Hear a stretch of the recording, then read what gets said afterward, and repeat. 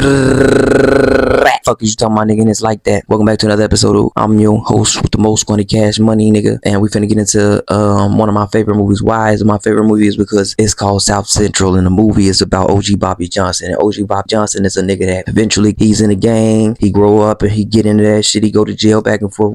He end up in jail for too long, and he had a son before he went in. And for most people who don't know the damn movie, and my man's basically came out of jail on some redemption type time, and that's why I respected. He was trying to stop his son from being in the game because his son tried to follow in his footsteps. Nowadays, you got a lot of niggas that's putting their son in their footsteps, and this is why I don't respect a lot of niggas. When you already know the lifestyle and you know the situations that you could put your son in, or your child in, or your daughter in, why would you invite them to these things? But we finna see what they talking about. This is the story of a father and son. Give me some names. Give them to me right now, and I'll cut you a soft deal.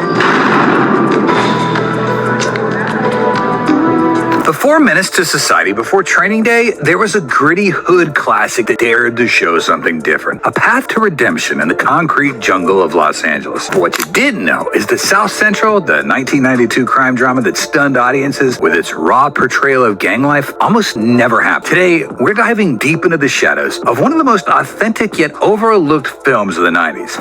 Uncovering 12 obscure facts that'll change how you see this powerful story of fatherhood, redemption, and the courage to break cycles of violence. This isn't just another hood movie. This is the film that Oliver Stone himself believed in when others walked away. That man is in prison or dodging prison, and his kids suffer. Fact number 1, the $1 million miracle. When writer-director Stephen Milbert Anderson discovered Donald McKeer's book, Crips, the story of the South Central LA street gang, he desperately wanted to adapt it, but several black-owned studios had already placed bids on the property. In a moment that changed cinema history, McKeer, impressed by Anderson's short film Hearts of Stone, sold him the rights for just $1. That's right, this powerful story that would go on to influence a generation of filmmakers was acquired for less than the cost of a soda in 1992. Man, fuck Purdue, fuck YouTube for this weak ass YouTube commercial. This is the dumbest shit ever. I hate when they give me a commercial, bro. They give you a commercial for some shit that you don't even know shit about or don't even need, nigga. I don't give a fuck about Purdue, nigga. They can eat dick, bro. This shit ain't even the real Purdue, nigga. This is an online college, bro. The fuck? Let me tell you something about Old Spice, G. As a black man, when I use Old Spice, that shit fucked up my underarms. Gave me a fucking rash. Fuck Old Spice too, nigga. Next. Fact number 2, Sundance's connection that caught Oliver Stone's eye. Few people realize that South Central only exists because of a short film shown at Sundance. Anderson's previous work, Hearts of Stone, premiered at the festival in 1990, where it caught the attention of legendary filmmaker Oliver Stone. The short, about 2 young gang members settling their differences over a game of Russian roulette, so impressed Stone that he agreed to produce Anderson's feature adaptation of Bakir's book, creating what would become one of the most authentic portrayals of South Central LA ever committed to film. Fact number 3, real Crips on set. In an unprecedented move that would be nearly impossible today, Anderson filmed on location in actual gang territories and hired real Crip gang members as background actors. This wasn't just for authenticity, it was a necessity. Anderson had to get permission from local gangs to film in their neighborhoods, and in exchange, he provided food for the community and jobs for locals. This collaborative approach gave the film its distinctive atmosphere of realism that even... I really wish that we would stop doing that shit, like where we forcing niggas to pay us money for shit that they really shouldn't have to pay us money for, and actually forcing, if they want to shoot a film, let them niggas shoot a film. If they paying the state and all that to shoot a film, let them shoot this film, bro. They making movies about our story, let them shoot our story. Why do we gotta be an interruption to that? I never understand that part of it. I understand we gotta get a piece or whatever. We don't always gotta get a chunk or a piece of some shit, bro. We could actually just show that we actually a community and we're willing to push forward and help and show you authenticity with our story. You can't exactly get the full story through this white man, and that's one reason why I would have said that, but niggas be trying to too busy get their little piece of the pie. I never understood that part, nigga. Budget productions have struggled to replicate since. If you're enjoying these insider facts about South Central, number 4, the Rodney King timing disaster. The film's release faced a catastrophic marketing challenge when the LA riots erupted from April 29th to May 4th in 92. Warner Brothers, terrified that the film would be perceived as exploitative or inflammatory, nearly shelved it completely. The studio was so concerned about potential backlash that they hired Reverend Jesse Jackson to narrate narrate the trailer, lending the film credibility and positioning it as a thoughtful examination of urban issues rather than exploitation. Fact number 5. Glenn Plummer's life-changing performance. Glenn Plummer, who portrays Bobby Johnson in the film, later revealed in interviews that men would approach him on the street to tell him that his final speech at the end of the movie about being a father to his son actually inspired them to reconnect with their own kids. What started as a powerful performance became real-world impact, with Plummer unintentionally becoming a voice for responsible fatherhood in communities across America. I told a man in prison that I would save my son's life, even if it took my life. Fact number 6. The forbidden gang name. Listen to me, man. Real shit. As a father, that's how you should always feel towards your fucking child. As a parent, period, you should feel like that towards your child. But as a father, that is your job to put your life on the line for your fucking family. That's why I love this fucking movie, because he really went all in for his child, bro. Niggas don't understand that. Niggas ain't pushing that. Niggas ain't thinking about that because they not invested in their damn self that deep. So they don't understand what it mean to be a father for real. And I really wish my niggas would be paying more attention and taking that shit more serious rather than just playing music and kicking it with these kids like they grown as fuck and having them holding guns and gang signs up like we really tripping because we the guiders, we the household protectors. How we fucking up like this, I'll never figure out. I don't have the time. The film is called The Deuces, but this wasn't the original name in the book. Anderson couldn't simply use Crips in the movie, despite it being the title of Bakir's book.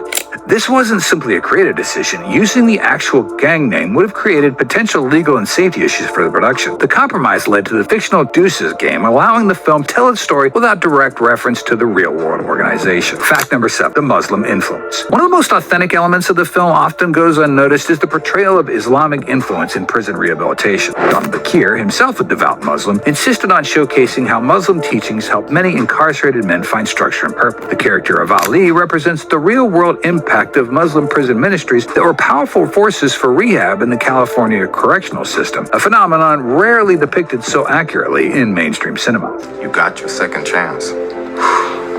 Don't blow it, brother. I won't blow it. Are you a deuce? No, I am not. Can you stand alone like a man has to? Yes. Fact number 8, the short film. I'm gonna say this right quick because I'm 50-50 with that. For one, I hate when black men have to act like we gotta be Muslims to become positive or be a real man in life. Like we gotta understand our journey to become a Muslim. I really wish niggas would just understand you gotta find God and understand you gotta find guidance. You gotta understand what your guidance and your journey is in life. It ain't just about being a Muslim, and we really need to start understanding that as black men. We need to start targeting ourselves and actually changing our ways within. We can't keep focusing on like that bullshit they keep trying to narrate to us, even like within our own society, because we keep pushing that narrative to ourselves. But I respect him for standing on his business, and he is a devout Muslim, so I will respect that also, because it ain't like he ain't being himself. He's just trying to show another side to the situation, which is 100% true. Niggas do be becoming Muslim in prison and they be changing their life, but you got some niggas that just do that shit just so they can get through the day or whatever to get out of that bit. Anyway, many viewers don't realize that Glenn Plummer, who stars as Bobby Johnson, has already worked with director Stephen Milburn Anderson in the short film Hearts of Stone, which caught Oliver Stone's attention. This established relationships partly why Plummer's performance feels so natural and lived in. Their previous collab created a shorthand that allowed Plummer to deliver one of his most authentic portrayals of redemption in 90s cinema. Fact number 9, shot on a shoestring. While most studios of the era had budgets in the tens of millions, South Central was produced for a mere $2 million, practically nothing in Hollywood money. Originally, the film was supposed to be financed by RCA Columbia Home Video, but when the company went out of business, the project seemed doomed. Warner Brothers stepped in to acquire the film, but the shoestring budget remained, forcing Anderson to be creative with every aspect of production. Fact number 10, schools and prison shootings. After its release, South Central found a second life beyond theaters. The film was shown in juvenile detention centers and high schools across America as an educational tool. For Donald Bakir, who was an English and drama teacher at Washington High School in LA, this fulfilled his mission to save lives, not win Oscars. At one special screening for Bakir's students, high school counselor Henrietta Smith noted the film's message of hope had a powerful effect on students. If you're still with us, you're about to get 2 bonus facts that even diehard fans might not know about. Drop a comment below if you've seen South Central and tell us which scene hit you the hardest. Bonus fact number 11, the white director's standing ovation.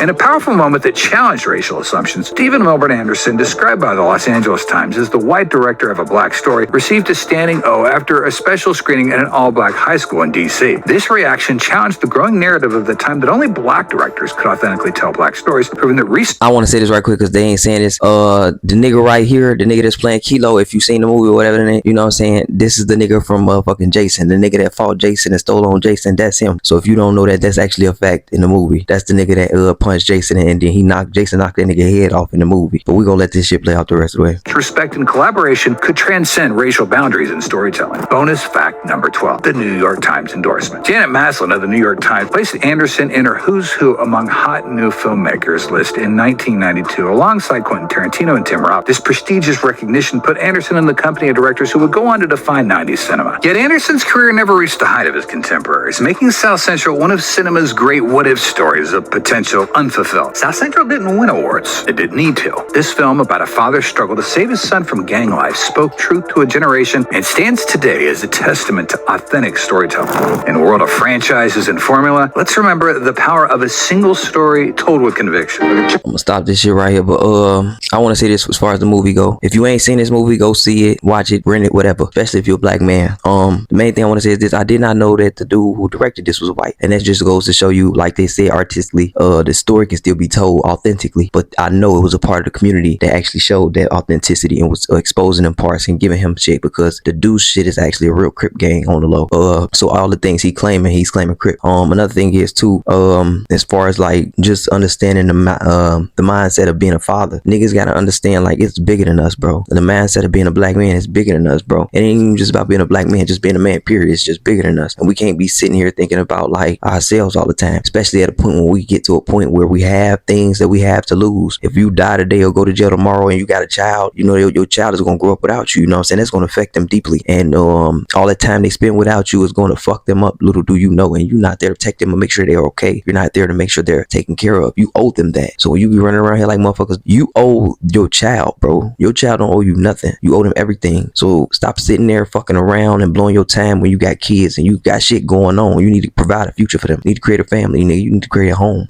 Because you have real shit going on at that point. But y'all let me know what y'all think. I fuck with motherfucking South Central. That's my shit. I love OG Bobby Johnson. I love the movie. I love the concept. I love everything about the movie, as far as because you watch the man go from being a child to a man. He came into an age where he just knew he had to push it away in order to grow, and that's what he did. But y'all do what y'all want to do. Y'all like, subscribe, fuck with a nigga. I'm out. Peace. Hey, gotta know your purpose, understand what worth is. These snakes is lurking, observing,